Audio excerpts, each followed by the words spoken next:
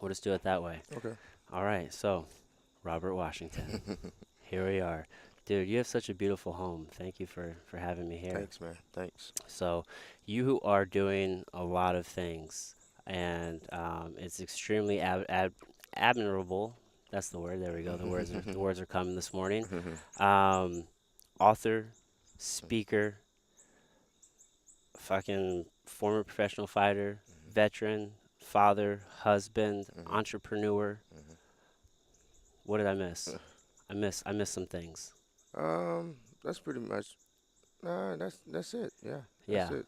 There's some other little things in there that really don't count. You hold multiple degrees. Hmm. Yeah. Nothing's come easy. No, Everything's no. come earned. Hmm. Come earned. Everything's been earned. Yep, yep. It's but those to me those are things, and a lot of those things I chased because I was trying to find me, and chasing those things helped me find me, though. So I think those things don't define me. Um, they help me define myself. So I think they just titles, man. Once Yeah. you achieve them, you have a master's degree. Yeah. It's a title.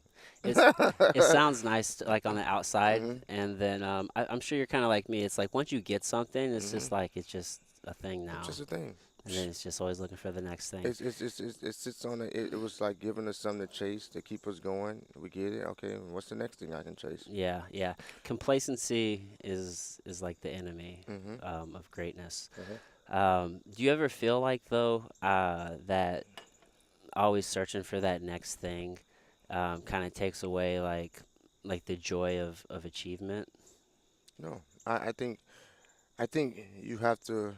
I think you have to be in that moment. You celebrate that moment, that accomplishment, but you keep going because it keeps you progressing. Like, if you don't search for the next thing, then what are you just gonna dwell in that moment? Even good moments, I think we have to be in the moment, but we have to move. We have to continue to move. And I think we can get stagnant, we can get stuck if we just dwell. And oh, I did this. I'm gonna party 2 weeks straight because I got a master's degree. No, Yeah, you wake up, you get back to work, and I think we can get stuck. We can get there and we can get stuck because. I mean, what our ultimate goal is chasing greatness, and you might not get it until you die. So you got to keep going. So, yeah, yeah. Definitely want to appreciate the moment, but not celebrate too long.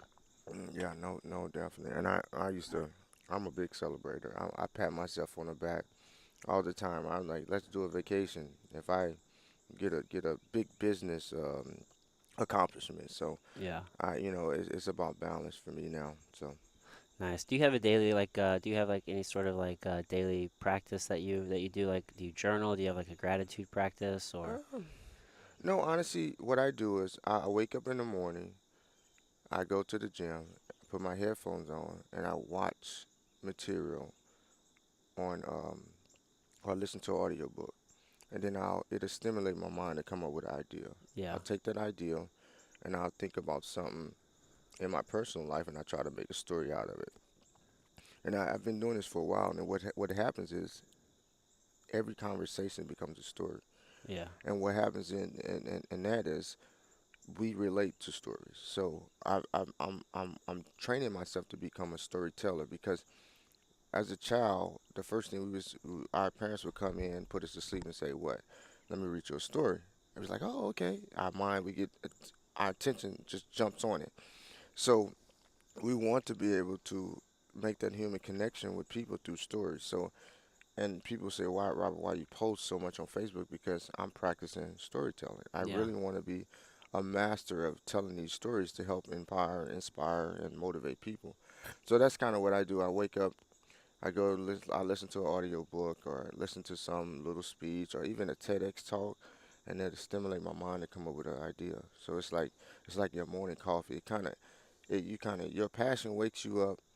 That kind of motivates you, and then the story will inspire you to tell a story. So that's kind of how it works for me. yeah, yeah. Storytelling that is a it's a it's a very important skill to have. Mhm. I mean, for thousands of years, that's Mhm. how information was passed along Mhm. was through story, and it's almost like a lost art, which is kind of coming back. I feel Mhm. like that is one thing that is kind of been a good thing with social now that I think about Mhm. it because because marketing is essentially telling a telling the story, story. and there's it's so loud out there, Yep. like in the social Hmm. space. So if you want to gain any sort of audience, you have to have a compelling story. You You have have to. to be able to communicate well Yep. and Even make a connection.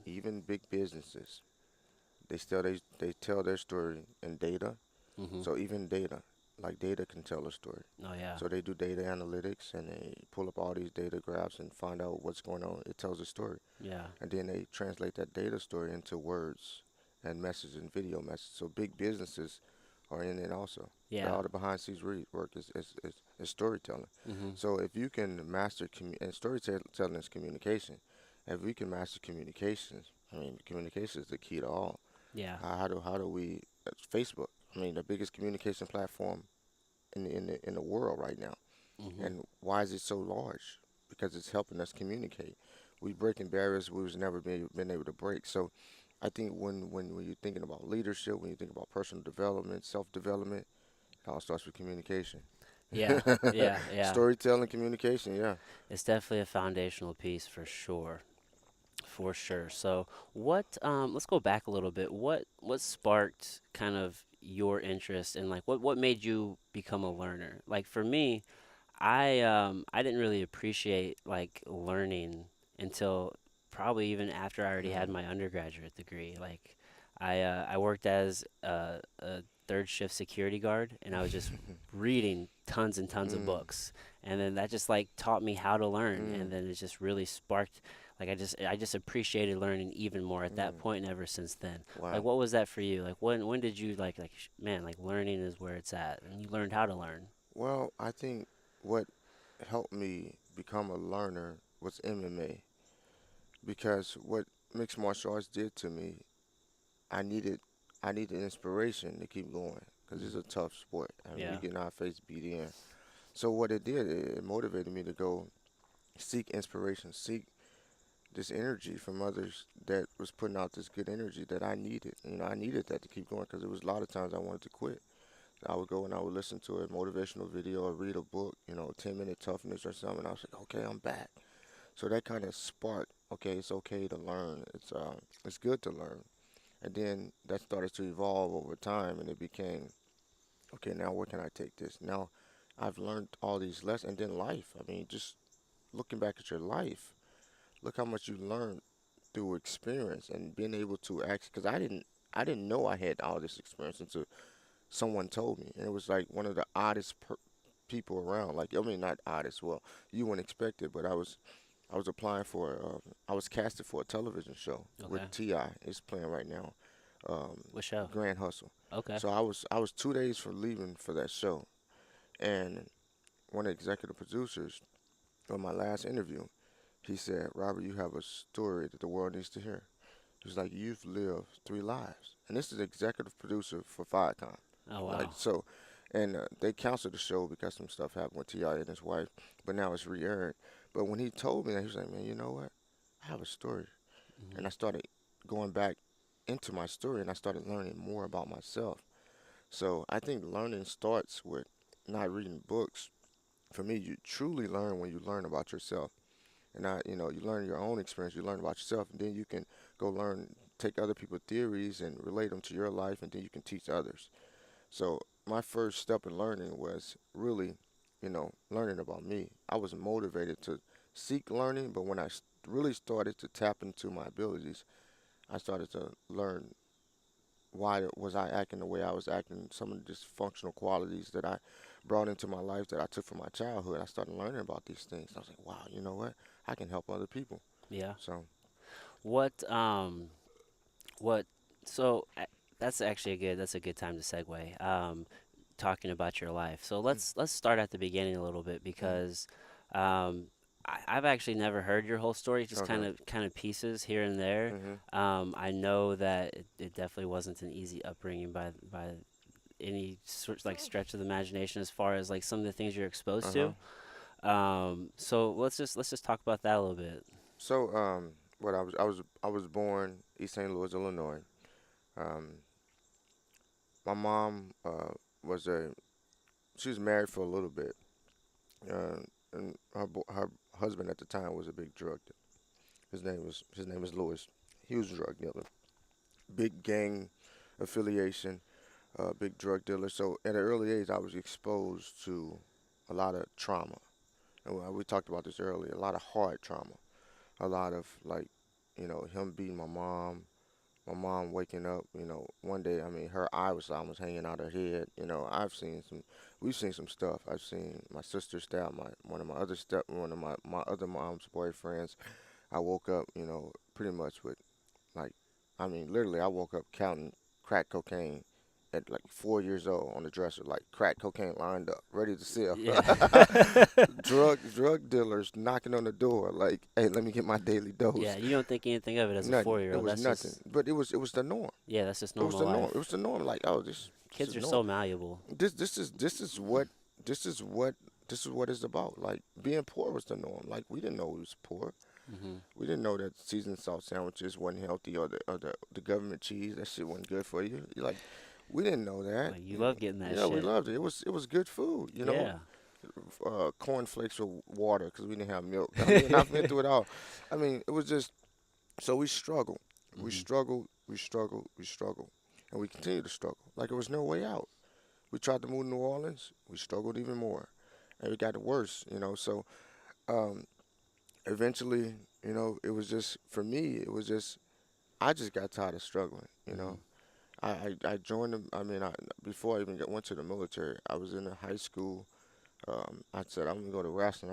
I need to do something. I So, wanted to do something. Like, my mind was like, I was always the kid where everybody else was out there doing some bad things. Like, we did some bad stuff. Like, but I was always the lookout. Like, I always the look. keeping the head on the And swivel, then keeping the head on the everybody swivel. was doing stuff. I mean, they was robbing trains and stuff like that. I was the lookout. I wasn't trying to get into it. I was like, I can't get in trouble. I can't get in trouble. So everybody' perception of me, but Rob was this great boy. He don't get in trouble. I just didn't show it. I didn't went out A there. little bit more sneaky I with was a it, little bit huh? more sneaky with it. So I did some bad stuff. I wasn't a great child because it was the people I was around. Yeah. It's easier to change your environment than to change a bad habit. And as long as you're in that environment, like I was in that environment, I created bad habits. Yeah. So the only thing that saved me, I think, was sports. Yeah. Was an outlet of sports, and also I had the nerves to do something more. I didn't want to be poor. So in school, while everybody else was out and partying, I had a job. I had a job. I was wrestling. I worked a full-time job. I went to school. I financed my first car at like 16 years old. Oh shit. So everybody in school in 2001. I had a 19 in 2001. I had a 1997 Mercury Mystique. I had a 97 in 2001. So Shit. that tells you, like, I wasn't playing. I They was probably thought you were dealing. man. They thought it was my mom's car. Oh, So bro. everybody thought it was my mom's car. But then I just had this urge to do something. So wrestling helped me kind of get away because now I wasn't in that environment as much. So Yeah. now I can create the bad habits, and it Right. helped me create better habits. It's Hmm. helped me start believing in myself. So wrestling kind of, because I was always told I wasn't shit. I mean, I was beat. Man, I got my ass beat in East St. Louis. Yeah. Like, my ass beat. Like, no bullshit. When people talk about bullying, I think I was bullied the most. And the reason why I was bullied the most, because I never backed down. Oh. I never backed down. I never, but I took a lot of beatings for it. Yeah. Why do you Uh, think that was? What do you think in you that was it just wouldn't allow you to back down to anybody? well, I was kind of a smart ass. When guys would say something to me, I would say something back and stuff like that. It was pain. Like, I wasn't afraid of pain. Most Yeah. people fear pain. Like, what's gonna happen? We gonna fight? I'm gonna lose. I'm gonna get my ass back up. You're So like, I ain't gonna I die. I literally remember this one moment where this one kid. His name was Grandbaby. We was in East St. Louis, Illinois. Of my um I was on the handlebars of my cousin's bike. We was riding back from the store, and this kid, he's been messing with me for a while. And I was like, man, there you go. Shit. I was like, hey, let's go the opposite way. And then I was like, nah, you know what? Let's go this way. So we rolled up next to him. I was on the handlebars. It was raining.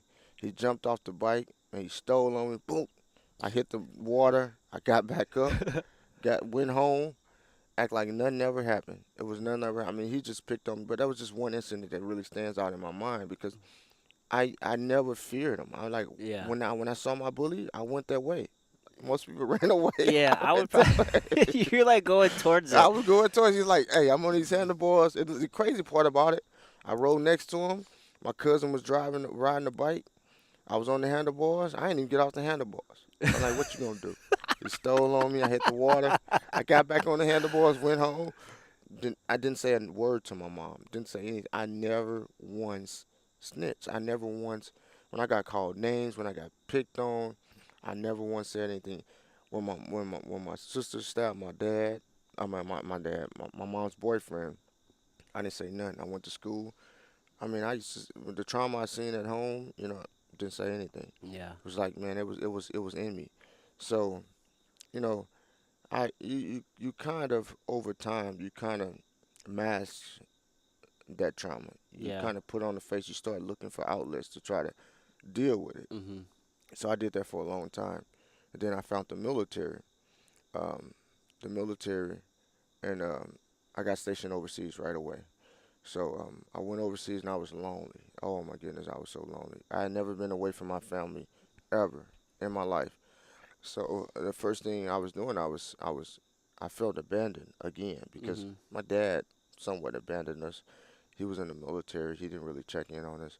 Um, so then I felt abandoned. So now I'm this little boy who's dealing with all this trauma from my childhood. Now I'm going in the military right after 9/11. Yeah, yeah. So let's pause for a second. Mhm. Let's go back to whenever you joined the military. Mhm. So you were 18.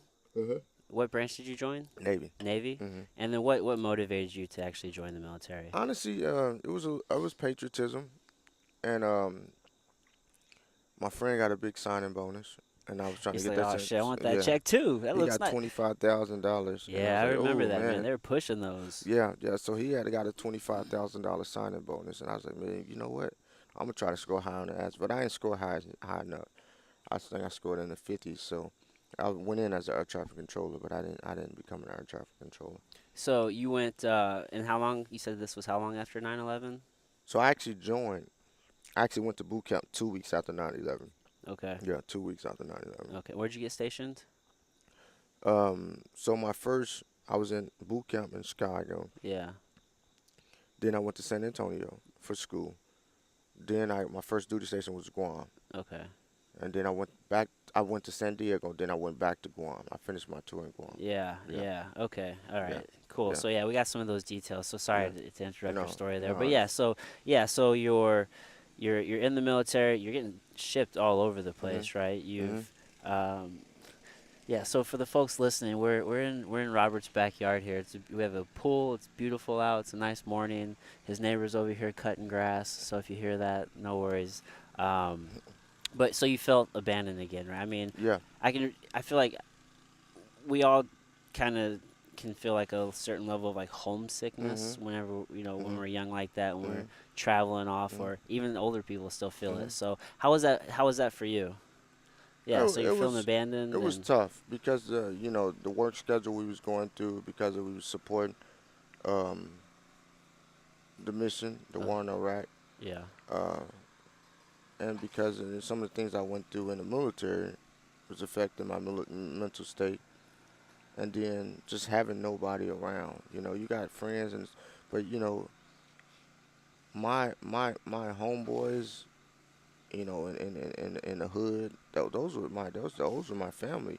My Mhm. mom worked, so that's what my family. So now I have to start building a new family. So I felt lonely. I felt abandoned. And when you feel like you need something, I think sometimes we are controlled by that need. So I was in need of people that I really cared about. So um, that's when I started seeking relationships. Yeah, that And, tribe. yeah, seeking relationships, and some of the relationships I was seeking because I was a needy person, I was attracting needy people to me. Mhm. So I attracted some dysfunctional people, and one of the dysfunctional people, which was struggling at the time, was my ex-wife, Yeah. my kid's mom. Yeah. So because and that's what when you're vulnerable and you need something, you attract who you are, and I definitely attracted who I was at that Yeah. time. I was this vulnerable kid who was depressed, stressed out, everything, Mhm. and I attracted someone who needed me, and Yeah. two needy people don't work out. No, no, not at all. Especially when you're young like that and like you don't know who you are Mhm. and you're just trying to figure this shit out and then like you just find this comfort in another person and then like you kind of think you know who you are at that point but really you Mhm. don't. You're Mhm. just fucking going through some sort of You don't motion. you don't you don't want to deal with, yeah, exactly. You don't want to deal with your own shit. Yeah. So what happens is we don't want to deal with our own shit. Let me find a way to not deal with my shit. And Yeah. at the end of the day, there's no true way to vent on your own shit. There's no true way. People say, "Well, I can go to the gym and vent." No, you got to deal with your shit. You leave the gym, your shit's still gonna be there. You got Yeah. to deal with it. You cannot run away from your shit. And Yeah. I continue to try relationships, sports, I mean, anything, drinking, gambling, partying. I mean, I did it all, Yeah. to try to cope with my dysfunction, Mhm. and it made me even more dysfunctional. So you mentioned trauma earlier. Yeah. You mentioned we talked a little bit hmm before. So can you explain the types of trauma to the folks listening? The So heart. I think it's two types of trauma, and there's soft trauma and there's hard trauma. So the hard trauma to me, and this is childhood trauma most of the time, the trauma that we go through as a child. The hard trauma could be the verbal beatings, the mental. I mean, not the mental, the verbal beatdowns, the physical beatdowns, the you seeing your mom get beat, you seeing you being raped or sodomized or anything like that. That's hard trauma. That's actually physical trauma. Now the soft trauma to me is more of the mental conditioning. So you see some of these parents, they Yeah. try to live their life through their children. Yeah. They try to control their children. They try to manipulate their children with love. I Yeah. love you, so why don't you do this for me?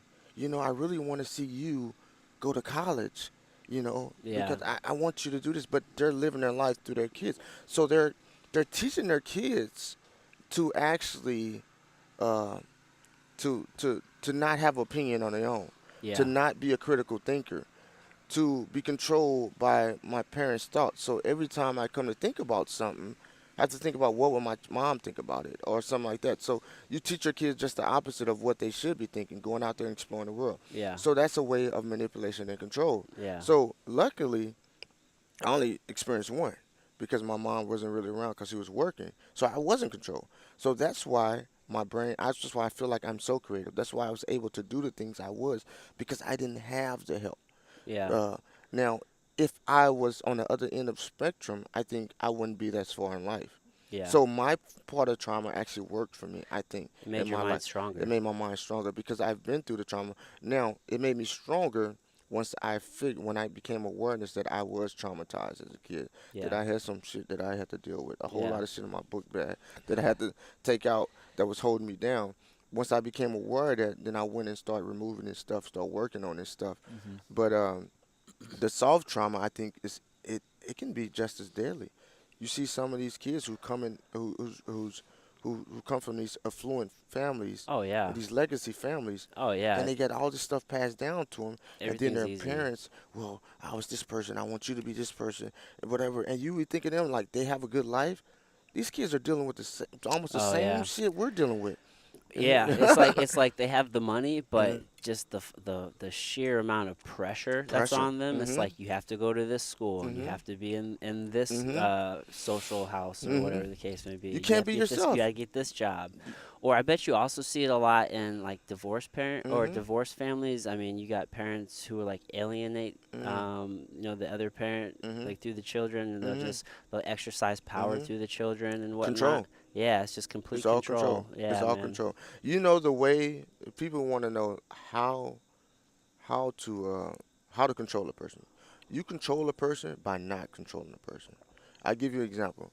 When me and my wife first met and we started dating, uh, I was hanging out. I was partying. And she told me one thing, and it sticks to me to this day. She said, "Robert, you're a grown man. I can't control you, but whatever you do, you got to live with your consequences." Yep. You have to live with your consequences. You got to deal with this shit for the rest of your life. Yep. And your kids going to have to deal with the fact that you lost a good woman. That shit sticks to me this day. So Yeah. now she actually let go of the control. Now she's controlling me by letting me know like this is real. You fuck up, you do some stupid shit. you're gone. You're accountable. You're gone. So it helped. She kept me accountable Yeah. by by letting go of that control. Yeah. It honestly it worked out. Yeah. It worked out really good because I think a woman can help keep a man in his place, but Yeah. not by controlling. We don't want to be controlled. Can't tell us what to Can't do. tell us what to do. No, 'cause Can't tell you us what would to do. you would that's the fastest way to get some resistance. Try to tell someone what to do. You give them an indirect, a soft ultimatum without making threats or Yeah. anything like that. Just like, okay, go do what you do. You know what's gonna happen. Yeah. Hey, I'm not staying. I So it's like, wow, is it worth it? mean, every choice has a Is consequence. it worth it? So then that little tape plays in the back of your head all the Yeah. time, and it reminds you because think about it, man. We're always going to have thoughts, and thoughts are not a bad thing. 'Cause people think negative, people think Yeah. bad things, but what do you do with those thoughts? Yeah, I think you should acknowledge those thoughts, look at those Mhm. thoughts, maybe even just kind of like, oh, that's interesting. Like maybe why am I thinking that? Mhm. Or what is that? Mhm. But I think it's important to understand like your thoughts are not you. Yeah, You exactly. know what I mean? And it's okay to like I think especially, and I'm probably a fucking broken record, but especially here in like maybe like the Midwest, and maybe you see it in the South too, but like just the real conservative area, it's like people tend to think you should be a certain way, and if you Mm. don't fit that mold, Mhm. then you can kind of feel some sort of this like outside judgment, and it's just Mm. like so you try to like live your life to be like a particular way. Yeah. So and that can cause trauma in a way Mhm. because it's just like, well, you feel bad for thinking the way that you think. Yeah. You know what I mean? And honestly, you start sounding like the people around you. Yeah, So you start saying the things that you know they want to hear. exactly. And you're not being You've authentic been at not being all. authentic. And the greatest communicators in life and are great because they communicate who they are all the Right. time. Yeah. And once you tap into that, that's me talking about getting a job.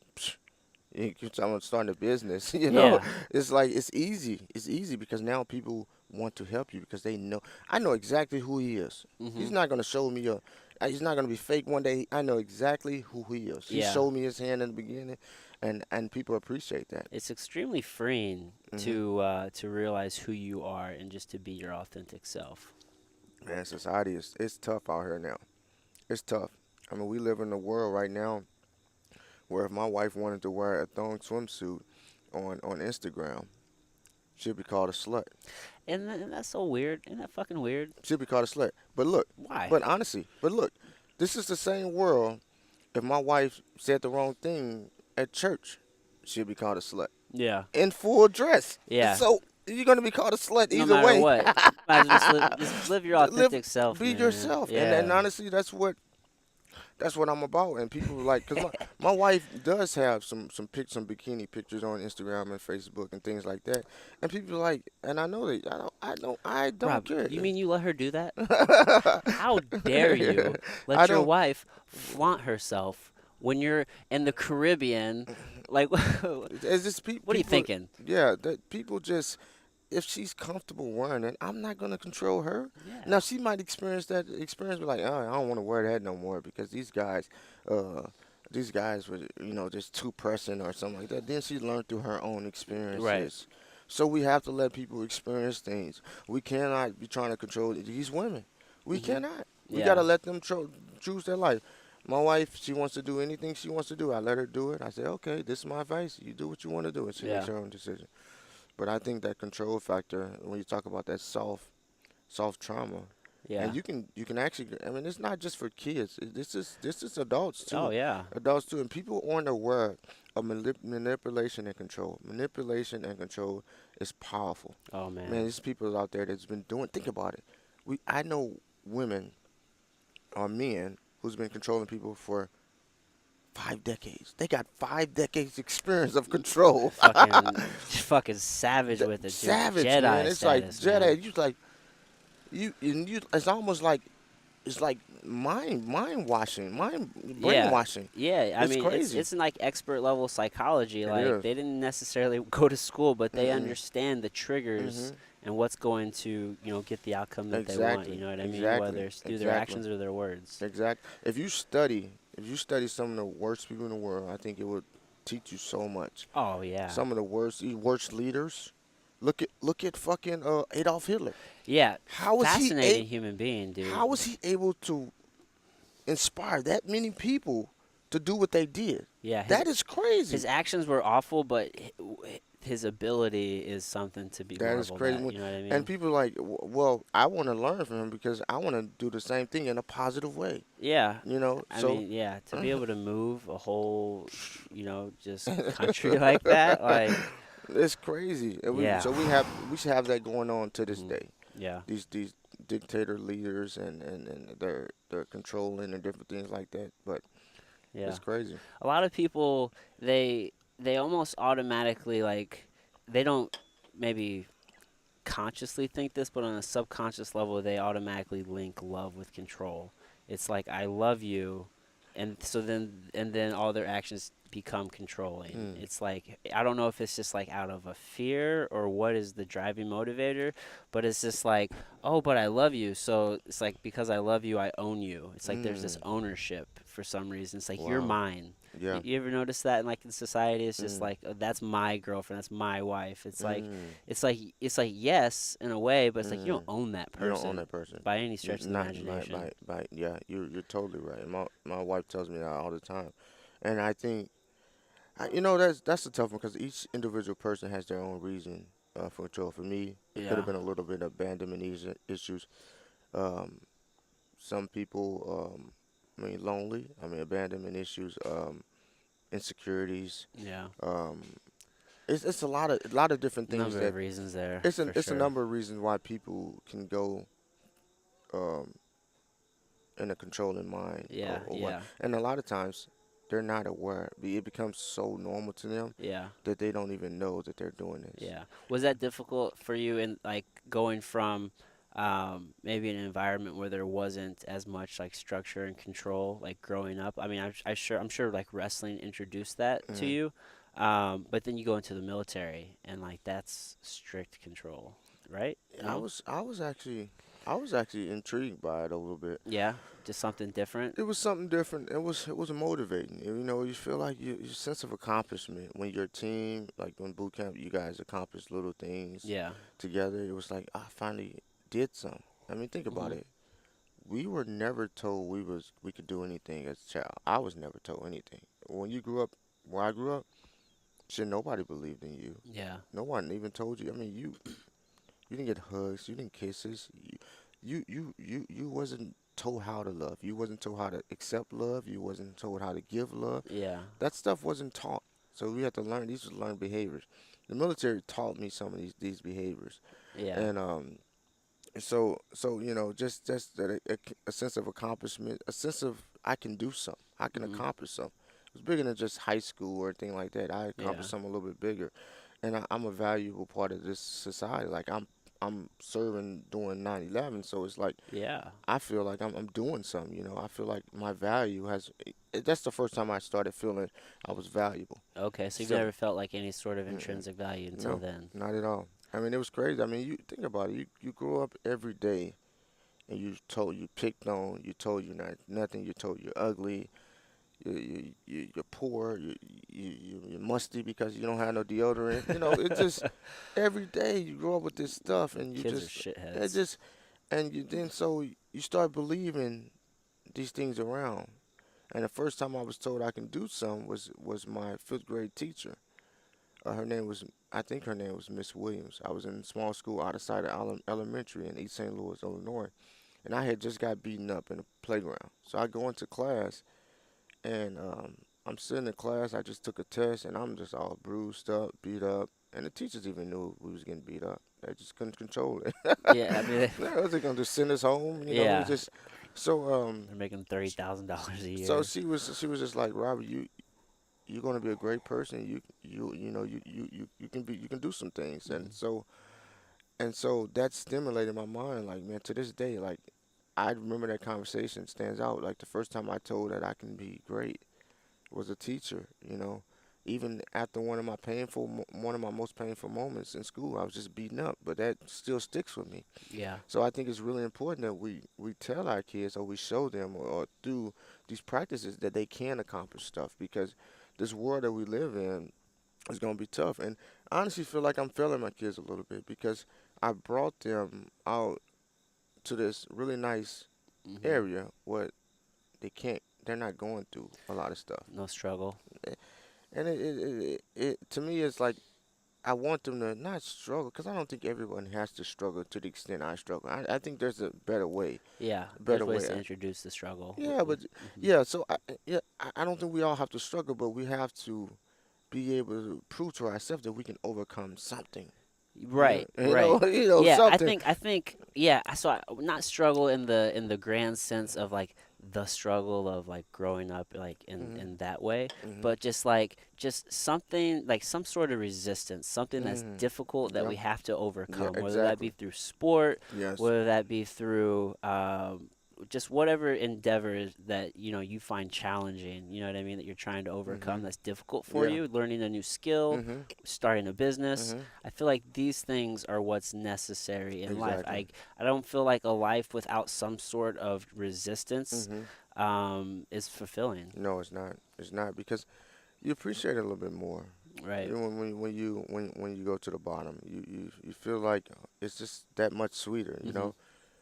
Even these, when these losses, like I appreciate losses now. Like Yeah. I wish I was this way in it when I was fighting because now I know how much a loss can teach me, how Right. much of a lesson a loss can teach me.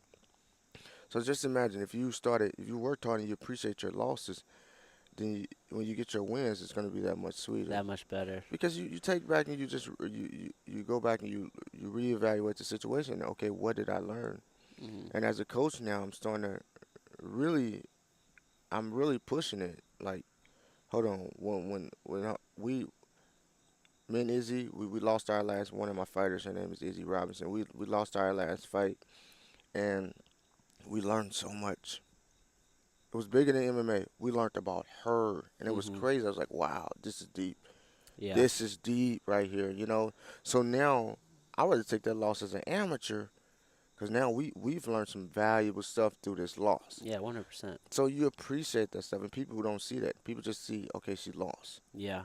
People don't see all the back work. And so, and Kelly D'Angelo, another one of my fighters, she lost, and we learned so much from her, And from she that just loss. came back and had a savage Yeah, win, had dude. savage win, but it was just like Pure we had to domination. come back and we had to reevaluate again. Okay, Yeah. what did we learn?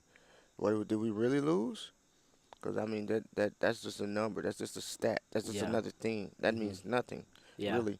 What did we actually gain from that It's just loss? temporary. I So think sometimes we focus too much on the actual loss and not focus on the gains. it's very true. Mhm. 100%. I can think of I was just talking about this yesterday on another podcast I was recording. Man, it was right before I was right towards the tail end of my amateur career, and I did Mhm. like a little tournament, Mhm. and I actually fought Hugh Pulley, Mhm. and in my mind, I fucking won that fight. Mhm. But the judges saw it the other way. So Mhm. he won that fight. But in my mind at that time, it's like, all right, I'm going to win this tournament Mhm. and I'm going to go pro. Mhm. But then I lost the fight. I'm like, fuck, man. Now it's going to be like another however Mhm. long until I go pro. And like, at that, when you want to go pro, it's like you want to do it yesterday. Mhm. And Mike. Mike is, at least back then, he was just like, no, dude. Like, he was very, um, he just told you when you could go pro. Basically, he's like, no, you're not ready. You can't do it yet. Like he kept a tight rein on that. Yeah. So like when I lost that fight, I went into like a minor depression. Ended up Mhm. like drinking for like 3 months. Just put myself just way back. Mhm. It's just like if I just would have just like learned from it and got Mhm. back to the gym. Mhm. It, I mean, I could have been back on the road to being pro way sooner. But it's Yeah. just like I completely derailed myself, and I made a situation that wasn't really that big of a Mhm. deal into an even bigger deal, Mhm. and just set myself back that much more. Yeah. The biggest thing for me out of your story is you put limitations on yourself by telling yourself once I win this tournament, it's kind of you giving yourself an ultimatum. Yeah, it And you really putting was. extra pressure on yourself. I Like was. instead, you reframe that to I'm gonna do the best I can, and Mhm. I'm still fucking going pro. Yeah. Because what's the difference between pro and amateur? None really. Nothing. Nothing. And I think we put that. There's another little thing out there, pro Exactly. and amateur, that we look too much into. If you train like a pro, you will fight like a pro, Right. and that's all. That's the only difference. So by telling yourself you wasn't pro, you subconscious telling yourself you're not good enough. So now you go back to an amateur state Yep. because you're telling yourself that, and you start feeling like an amateur. Thinking So like an for me, amateur. I never had an amateur career. Never. I never fought an amateur. I fought an exhibition fight. Never fought an amateur. It's because I knew I was like, you know what? I'm gonna give this. I was training with pros from the beginning. I was training like a pro. I was a pro in my mind, so I rattled off first 8 wins as a pro. You know, and I fought some really good Muay Thai guys, and I didn't care if they had 300 fights because I knew I was a pro. I was trained like a pro. I put in the work. Yeah. Everything else gonna take care of itself. Yeah. But then I started learning, and when you start learning, you start thinking, Yeah. and you have to learn how to not. I became a thinker, and that really set me back. And I became a thinker because I didn't have that support anymore. So in certain sports, I feel like you need somewhat of teamwork, a team structure. I think in mixed martial arts, you need a team structure. You Hmm. need a team structure. You know, you have to believe in yourself, but you need that team structure also Right. around you because your opponents do contribute. I mean, a couple opponents, your partners do contribute to your growth. Absolutely. So, MMA, people think it's an individual sport. It starts with you, but if you have a good team around you, also, you're gonna be good. Like a good team was a good coaches, not just actual partners, but good coaches, good trainers, and things. So you need that. Yeah, you have to have a support You system, MMA 100%. there's no champion that says I made it on my own. Yeah. I don't know if any, I can't think of any individual sport that wouldn't really have a team component to it, at Mhm. least behind the scenes. Mhm. Maybe, I don't know, maybe like some of those strongman Mhm. things. I remember I was watching a documentary and the one dude from Lithuania, I starts with a Z. I don't know. Mhm. He trained Yeah. by Yeah. Yeah. himself. But other than that, I don't think there's a Yeah. single individual sport that isn't there. It's all a team component. American Ninja probably if that Yeah, is sports. yeah, but it's like I mean, normally No. I mean we're tribal creatures. Like Mm. we need We need that connections. We support. need to be We around need that people, and we support. need that drive. And yeah, like it's important. Yeah. That support is honestly I don't think we want that support. I don't Yeah, think we need it. I think we want the support and it helps us. I'm really need to me is just a word that you don't like sometimes that I word. don't like the word because it's an anxiety word. I need this. I gotta go. I gotta go. I need to go. I need just think about it. Think about it. Yeah. I need to pay my bills. I need to pay my bills. What are Mhm. you telling your brain? Oh shit, I'm going into this panic mode Mhm. already. So Yeah. I try not to say need as much, but realistically, we want that support. It's ideal. It's ideal and it helps us. It Yeah. helps us. It helps us with our growth. And if you don't have that support, I think you can be a good fighter, but Yeah. are you ever going to become a great Reach your fighter? full potential. I don't think you would, because a lot of time a mentor, a coach is somebody who believes in you when you don't believe in yourself. Oh yeah. And if you listen to all these champions, um, even Floyd Mayweather say, you think he's the greatest, but he's had self doubt. Oh yeah. Tyron Woodley, I'm pretty sure he has self doubt. And self doubt don't come from the sport. Sometimes it can come from outside the sport. You can be dealing with family issues that can affect your Yeah. performance, or maybe a relationship with a coach. And I'm just like I'm tired of this stuff. I just don't want to do it no more. So when you think about all these champions, I mean, I know for a fact GSP has some self doubt Yeah. after his last fight with Johnny Hendricks. That's Dude, why he got out the sport. he had to because he Yeah. lost that fight. Yeah, he got some, but think about it. He was out the sport because of it. Yeah. But so You trained with GSP, didn't you? a Yeah. little bit, TriStar a little bit, but I learned a lot from being up there, just the environment. But you just yeah, so self doubt we need it because we need people to believe in us when we don't. And Yeah. all it's gonna do is like what happens is our candle starts to go down, and then that'll relight the candle a little bit. Yeah. And you got to keep doing it. Just got to it's part of the game, man. It's like you'll be a fool if you like a championship mindset doesn't happen. You don't wake up thinking you're the greatest. McGregor didn't wake up thinking he had some self doubt. Come on, man. Yeah. You gotta develop that. He developed that over years. He Yeah. had in his first loss. He probably was like, "Oh man, probably the what's it called, the doubting stuff." But that championship mindset, you don't just wake up that way. You develop Yeah. that, and you develop it through losses, through failures. Yeah. Hmm. Yeah. You gotta just understand just having just the understanding that this is Yeah. only temporary. No, I agree with you 100%. Yeah. Yeah. Yeah. So how long were you in the military for until you got out? So I did about a little bit over 9 years, Nine and years then in the I'm one year military. in the reserves. Yeah. So I just got tired, man. Yeah. It wasn't for me. Yeah, yeah. Well, hey, man, thank you for your service. Thank you. But yeah, that's a significant. I mean, a decade essentially of Yeah. your life. I'm sure you learned a lot, did a lot. Went into fighting after that. hmm How many professional fights did you have I had 30. So I actually started fighting while I was in the in the military. military? Yeah. So I was just, man, hungry for competition. Honestly, I actually really thought, like, I just recently, I actually, and you just keep reevaluating your life when you hear stuff Mm-hmm. or you learn stuff about you. And so I honestly know the reason why I started fighting. I started fighting not to prove to myself, to prove to other people I was valuable. Yeah. And I fell in love with the sport. But because I wasn't doing it for myself, I think uh, that's why I didn't last as long as I think I could have lasted. Because I did too much. Because when you're trying to prove other people, I think you can overwork yourself, Yeah. and that's what happened. So I overworked myself by fighting too much because I wanted to prove to people that I was a great fighter. Too many fights. Too many Fights fights. you shouldn't have 30, taken. 30 fights in 8 years. So Fuck, that's dude. and it was pro. So Yeah, that's a I was lot. fighting kickboxers in Thailand and Muay Thai guys. So I was fighting some good guys. So and then I had a couple exhibition fights. So it was probably like 34 total.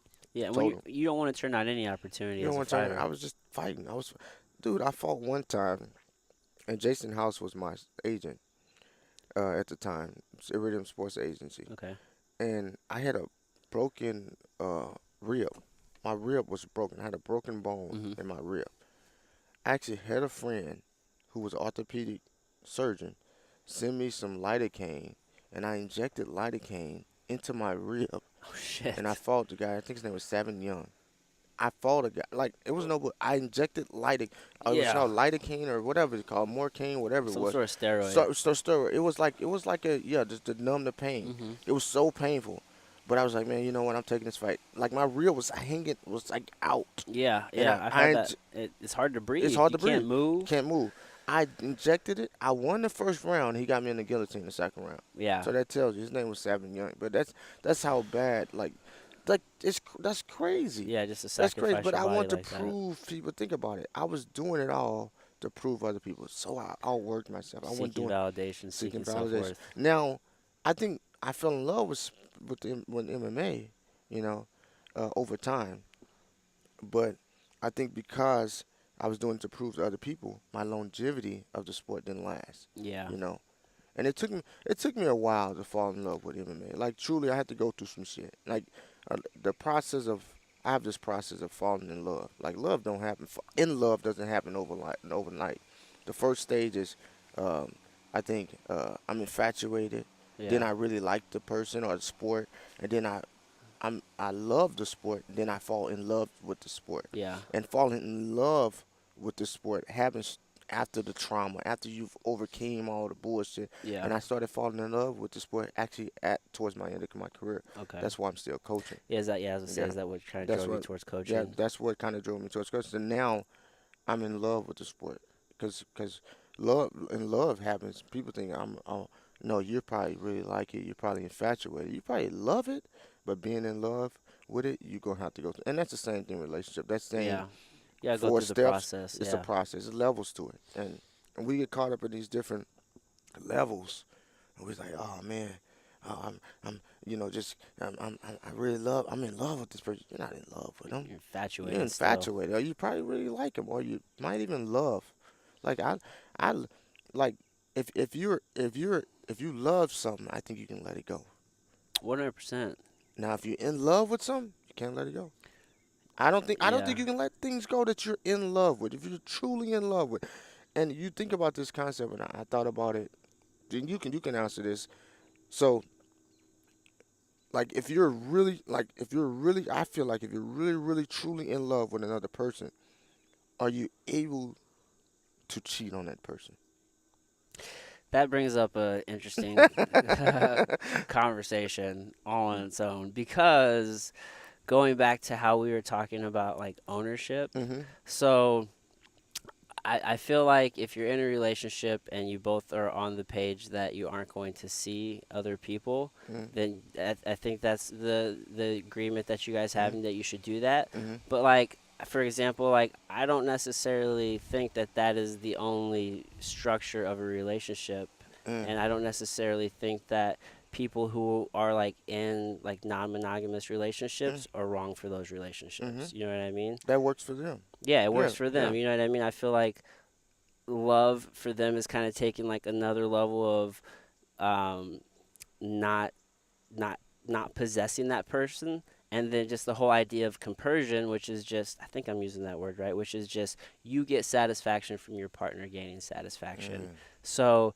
I think that if that is the agreement that you guys have with each other, that this like it's just us two and there's no other outside, like we're monogamous in this Mm-hmm. relationship, then um I don't think it means that you don't love them if you did step out of that situation. Mm-hmm. um but maybe you just don't value the relationship enough. Yeah. It was. Oh, you said compersion. You get satisfaction when your partner gets Gaining that. satisfaction. So for me, I. So if they're satisfied with you being monogamous, then you should probably be monogamous because it makes you happy too But in that but that's sense. still. But still, you're controlled. I think in some sense, aren't you controlled by your actions? You're controlled by how how your partner feels. Yeah. In a sense. Yeah, I So mean, that's if that's you're in a relationship, that I think you're responsible for them to a degree, yeah. He becomes a little bit more emotionally connected to him. for sure. So yeah, I have different perspectives. Yeah, I'm what are just your thoughts? It's just such an interesting. I read this book called Sex at Dawn hmm by Dr. Christopher Ryan, and it talks a lot about how humans maybe not necessarily are meant to be monogamous. And if you just look at just humans throughout our lifestyle, like through our life, like none of us are really monogamous. Like I haven't been with only one person my entire we're like life. mammals. We're like We, lions, you know. In the Yeah, well, they jungle. talk a lot about bonobo hmm chimps, hmm and how they're actually a very peaceful hmm species of chimp. hmm I don't know if I'm using those words hmm right. Is that a species of chimp? I don't hmm know. Either way, and but yeah, just how a lot of like this whole like monogamy thing is just kind of culturally impressed. I mean, we live in a very Puritan Christian society.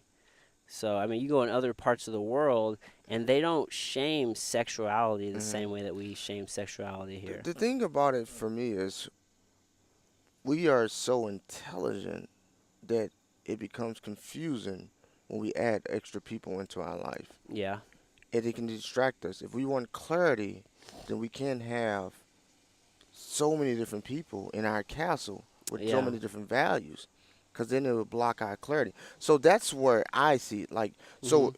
if I had four wives, then I have four different personalities that I had to cater to. Yeah, I wouldn't want to do So that. if I had two wives, I have two personalities that I had to cater, that I had to try to. Mhm. So it becomes difficult to manage my own self because I'm trying to help them. So I think that's where our IQ is so much higher than any other species that it's Yeah. not even healthy for us Mhm. to have multiple relationships because Yeah. it becomes more of a, we start overthinking things and this person needs this, and this person needs, and it just becomes too much. So I think it could be overwhelming. Mhm. So that's one of my things.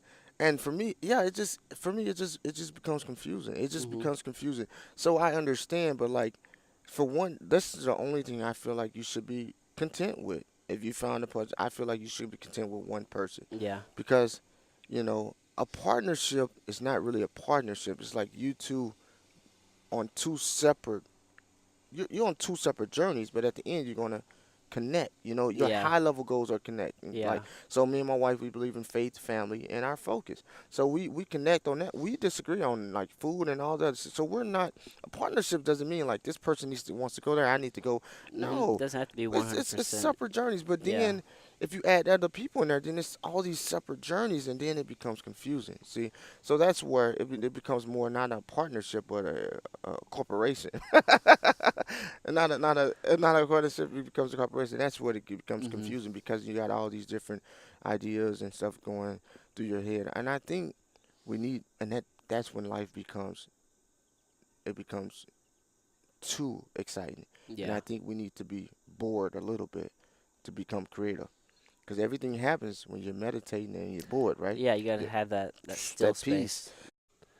All right, and we are back. Sorry, guys, my batteries died. This is the second time this has happened to me. I just need to put in a fresh pair of batteries every time. I thought it had this battery thing has 3 bars on it. It had 2 bars when we started, so either way, I'm sorry. Do you remember where your thought was in the middle of that one? We were No, talking about relationships and how you felt like we need that kind of that like that that boredom in our boredom, that life boredom. for the Okay. creativity. The meditation, and even you do it, and I'm pretty sure you're a meditator, right? A Yeah, little bit. I try to do some sort of like meditation practice. I want to start doing like journaling, Mm. and then just having like a daily like gratitude practice, which is why I was asking you about that. Um, but yeah, just even if it's just like not just like sitting still and meditating, because some people have trouble with that. But like I started working with the steel mace and Mm. trying to do more like what's called like steel mace flow, which Mm. is like form like a movement like a Mm. moving meditation. Mhm. Like people like to do like Tai Chi and different things. Mhm. So just some sort of like meditation practice is just good. I So think to have that stillness. exactly, it is not really about the physical, because I think you can still be doing physical activity. It's about the mind. Right. So you don't want your mind to be switching from task to task or activity to activity from activity, because we have these neuron switches in our mind. When we switch, our mind's all busy. So now, if I'm here and I'm just bored, I'm relaxing, my mind's just real chill. Right. I'm not thinking about anything, and I come up with these really good ideas. Yeah. Even I can be listening to like a podcast, but my mind's not working. I'm just listening. I'm just listening. I'm taking in information, Mhm. and I can actually. That's to me. That's boredom. That's Yeah. boredom because I'm not. When I'm your not. mind is still. My mind is still. It's just. I'm just taking in the information. I'm not really processing. And then at the end of the podcast, I'll oh wow, and I'll take mental notes and I'll come up with something. So I think I don't think I don't think everybody meditates in different forms. It can be a physical activity. When I'm thinking about like thinking about I got to do this or I have work to do or I got to clean the kids or I'm doing things that takes energy, Yeah. you know, to be able to do. So those types of activities. But I think we need boredom. We need time to ourselves and Yeah. things like that. And with the relationship, when you start adding that many people, and that's why you know, I don't really truly think there's a true thing of a truly introvert or truly extrovert, because I think we all need somewhat of that, you Yeah. know, That in you some need a space. balance, We need a right? balance. It's just a little bit, you know what I mean? You need a little taste of it. So that's why it can be difficult, like adding all those people into your life, even as leaders. Like Mhm. if you're a school teacher, you're around all those kids all the time. You need space to yourself. Yeah. So you can be the most socially person in the world, but think about it, these school teachers. Why do you think they go home and drink a lot? Because they just like exhausted mentally, and they're Yeah. just like, I want to have a drink, you Yeah. know. Yeah. So even just you can be super extroverted, but you still need time to yourself. So that's Mhm. that boredom that we need.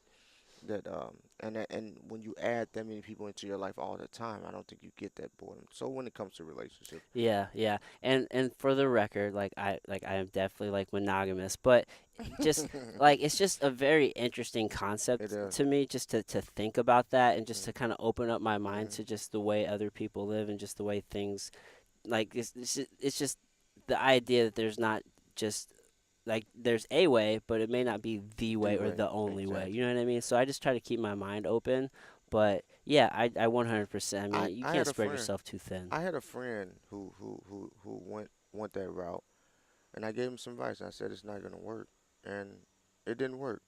Not saying I'm always right, but I just knew his particular situation, Yeah. and it didn't work. And it's not. It's just you can see some like sometimes we can see certain criteria, you Yeah. know, and you can see the other person, and they don't really want it. They're only doing it because you want it, you know. Yeah. So I think if you really really want it to work, you both have to really want it. Absolutely. I think it's important to for something like that to actually Mm, work, like you really have to know who you are. mm, Like for me, having gone through, like, so I went through, my divorce, mm, and like I did date a little bit, but I actually got to a point where it's like I don't want to date anybody. mm, I just want to be alone, mm, and like I just took a period to where it was just I just focused on me. And then you just reach a point to where it's like I'm not lonely. I'm mm, actually really content being by myself. mm, But then you do meet somebody, and it's like, all right, well, there are we do have like a connection, and I want this person here. I don't need this person here. You know what I mean? yeah, It's like exactly. you have to understand who you are Mm. first until like before you can actually be in like a functional relationship. But think about that. You probably had some trauma in that past relationship. You have to go and deal with that. You have to sit still and Yeah. deal with that trauma. And think about it. Look like it's the Tarzan effect, right?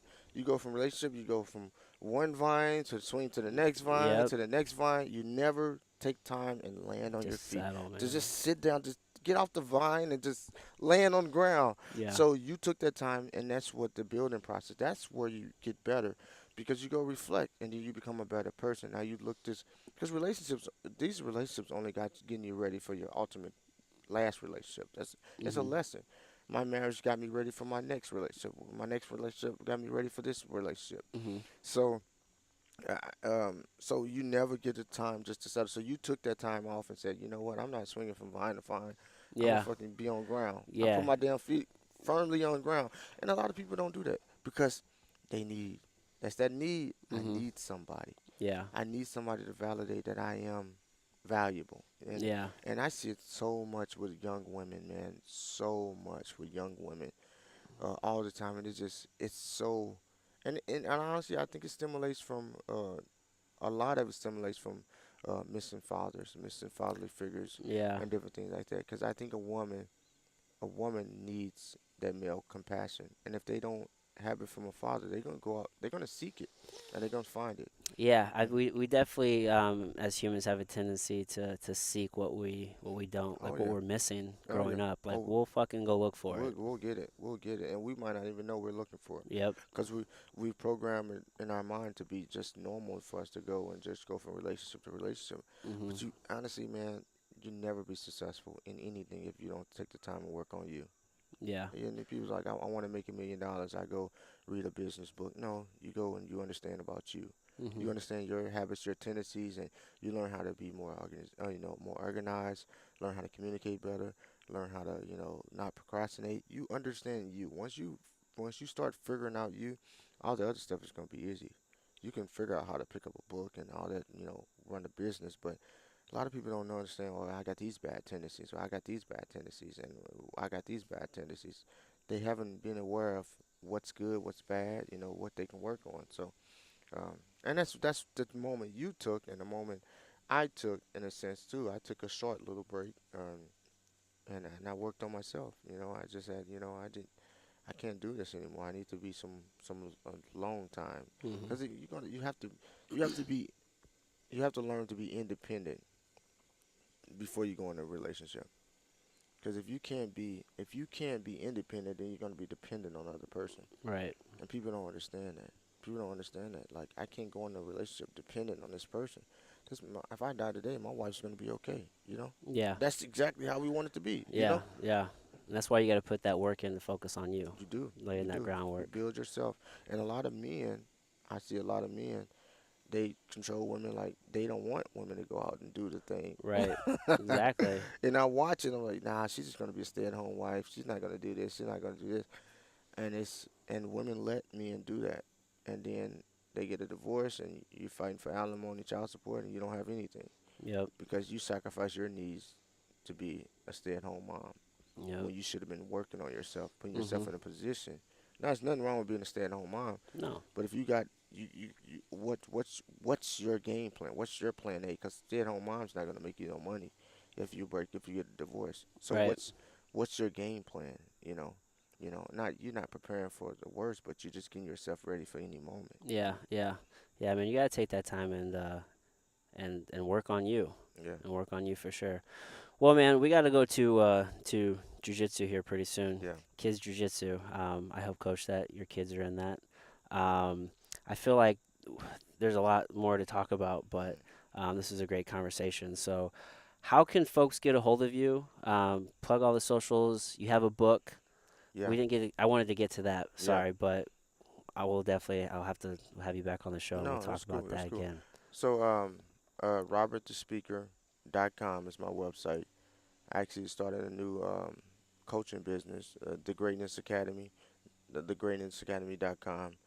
Um, I'm on Instagram at Robert the Speaker. No, Robert Washington 83 on Instagram. LinkedIn, Robert Washington. Um, what else?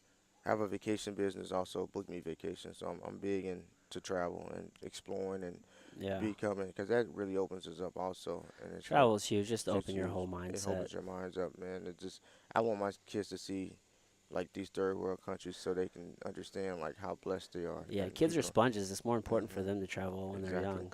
So I have a traveling. You can, if you ever need travel needs, hit me up on that. But yeah, I'm all over social media. I'm Yeah. trying to I'm trying to really start building and being more consistent with my social Hmm. media, because we all feel like we have a message to put out there.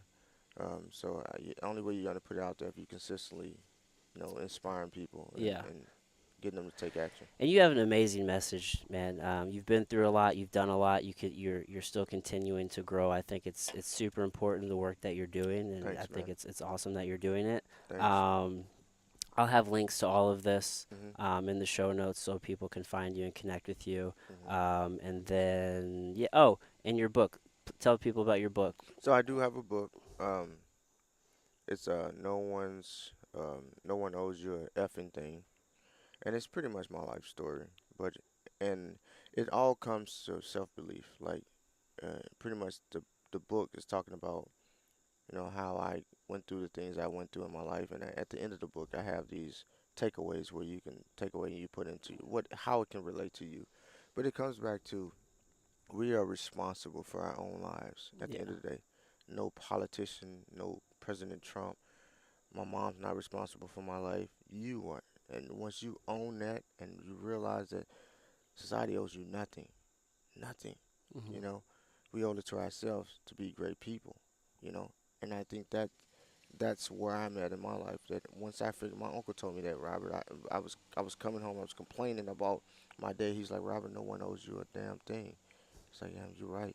Yeah. And I wrote my first book, and I kind of rushed it, but I was like, I just got to get it out there. You know, I just something's got to better get than it out there. nothing. Yeah. It's not So gonna be perfect. it's not gonna be perfect, and but you learn. You learn now. I know how to write a book. Right. Now I know how to. My next book is gonna be 30 times better. You Hmm. know, and my next one's probably gonna be a New York bestseller. So Absolutely. No, probably to it. yeah, It's going to be. yeah. Good shit, man. All Well, right. I have links to all this stuff, and hey, man, I really appreciate you taking the time this Thanks. morning. Thanks, Adam. All right, Bye. everybody. Peace.